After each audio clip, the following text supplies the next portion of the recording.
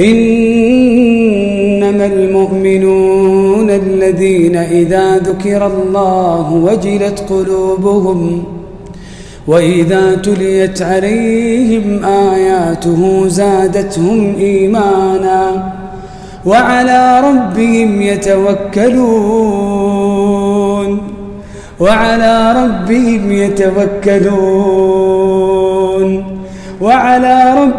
يتوكلون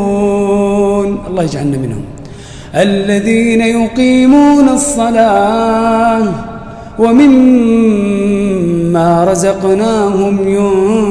ينفقون أولئك هم المؤمنون حقا